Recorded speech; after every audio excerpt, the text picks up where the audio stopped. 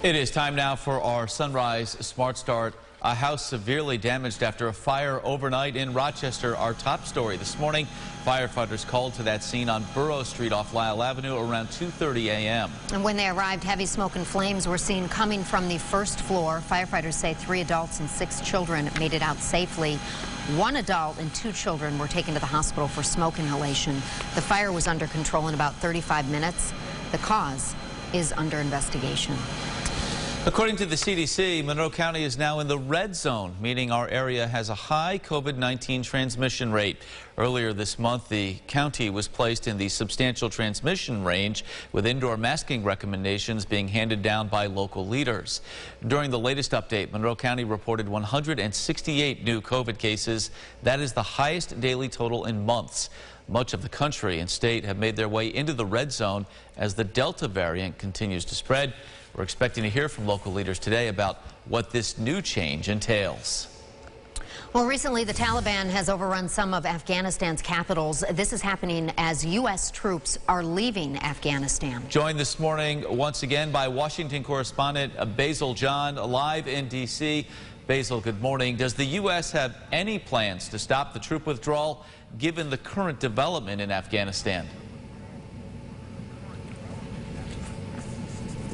Well, Leah, Mark, good morning. And it actually seems unlikely. We did hear from White House Press Secretary Jen Psaki yesterday and President Biden earlier this week. And the message seems to be consistent and reiterated the fact that they are focused on getting the troops home as soon as possible. And yes, they're open to providing support to the Afghani troops. But at this time, they don't see a realistic future where they're keeping the troops there for support. At most, they'd be able to give things like air support, but that's the most that they'd be able to do. All right, Basil, certainly something we're keeping a close eye on. Thank you so much for your coverage this morning. Almost a third of the country's 34 provincial capitals are now under Taliban control. Amazing to see the developments there. Elsewhere, Tropical Depression Fred expected to grow stronger as it approaches the U.S. coast. It's anticipated to make landfall over South Florida sometime this weekend. Fred is the 6th named storm of the year, but the first in over a month.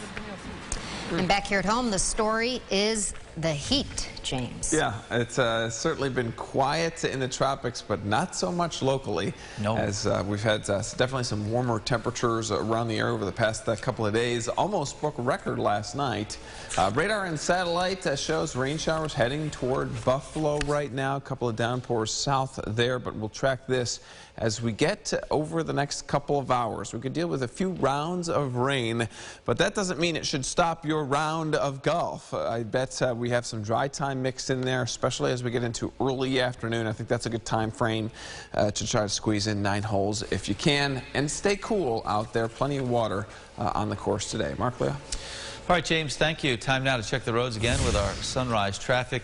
We mentioned that accident in Brighton along French Road earlier at Chatwell Court.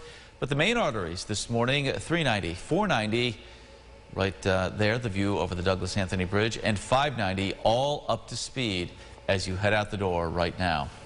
Well, as high temperatures continuing today, it is important to remember to prioritize your health. Heat exhaustion and heat stroke are both preventable if you pay attention to your body's signals. Carmela Boykin is live with what you need to look out for. Carmela, good morning.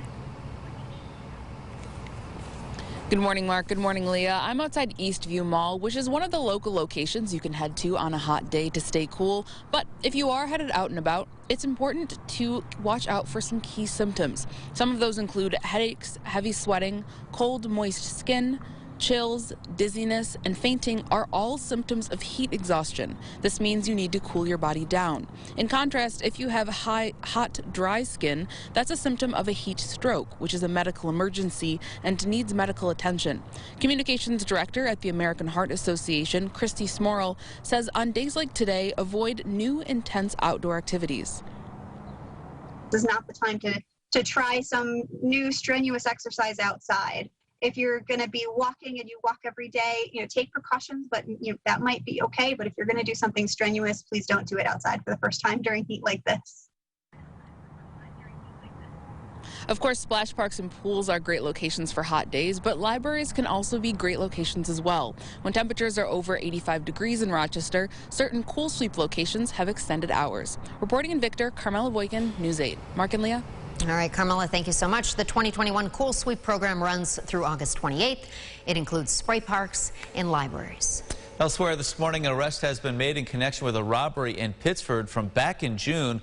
Police say 25-year-old Andre Oganovsky of Rochester charged with 2 counts of robbery and assault in the 2nd degree, along with grand larceny. Now, officials from the Monroe County Sheriff's Office say the suspect took a purse from a person near the Barnes & Noble parking lot in Pittsford. He then began using the victim's key fob to try to locate her vehicle in that lot before running away. Officials say a short time later, Oganovsky pulled someone out of their car on Monroe Avenue and stole their vehicle. Lieutenant Governor Kathy Hochul addressing New Yorkers for the first time since Governor Cuomo announced his resignation. Juliana Bruno from our sister station in Albany is outside the Executive Mansion this morning with more on this. Lieutenant Governor Kathy Hochul says she's spoken with Governor Cuomo and there will be a smooth transition, but that won't come without turnover of staff. Hochul pointed out that she and the governor have not been close physically or otherwise, and that she'll spend the next couple of weeks filling out her own senior staff. I was not aware of any of the allegations whatsoever in the report. No one who is named as doing anything unethical in the report will remain in my administration. As for who Hochul will choose to be the next lieutenant governor, that's still under wraps. In Albany, I'm Juliana Bruno. And for the latest on the impeachment process and Kathy Hochul's move to the Executive Mansion, just head to rochesterfirst.com. Lawsuits from victims of sexual abuse continue to pour in as New York's Child Victims Act nears its deadline to file. In August of 2019, the state opening a unique period in which victims of child sexual assault could file claims against their abusers regardless of when it happened. Experts say on average it takes victims of sexual abuse 21 years to come forward with their stories. In the Monroe County Supreme Court, there have been a total of 545 cases filed since the window opened in 2019. And that window is set to close tomorrow, August 13th. All right, here's what some folks might be talking about at the water cooler this morning.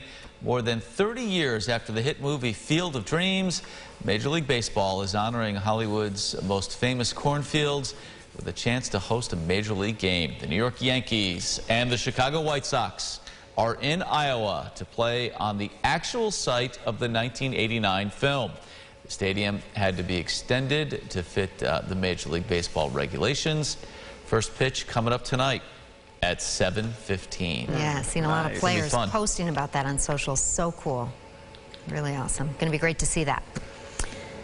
All right, Jeopardy has a new permanent host. Sony Pictures Television announcing that Mike Richards and Mayim Bialik right there. Yeah, they're going to host the long-running daily game show. A series of guest hosts have each taken a turn at Jeopardy, including Katie Couric, Anderson Cooper, and LeVar Burton. Officials say Richards will serve as the full-time host, and Bialik will join as the host of the all-new primetime spin-off series, Jeopardy National College Championship.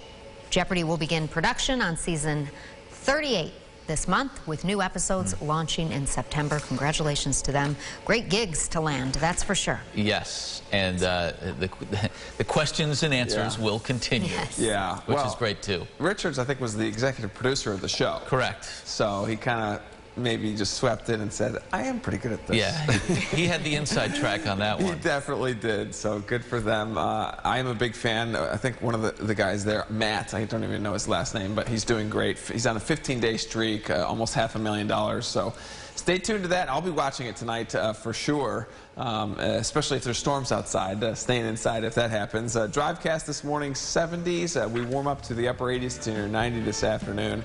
I am very excited for the extended forecast. Look at next week. Low rain chances, 80s. Nice. We're excited too. Thank you so much. Thank you for watching News 8 at Sunrise. Our next update coming up in 30 minutes. CBS This Morning is up next. Have a great day. Follow News 8 wherever you are on RochesterFirst.com, Facebook, Twitter, and on our app for news and weather.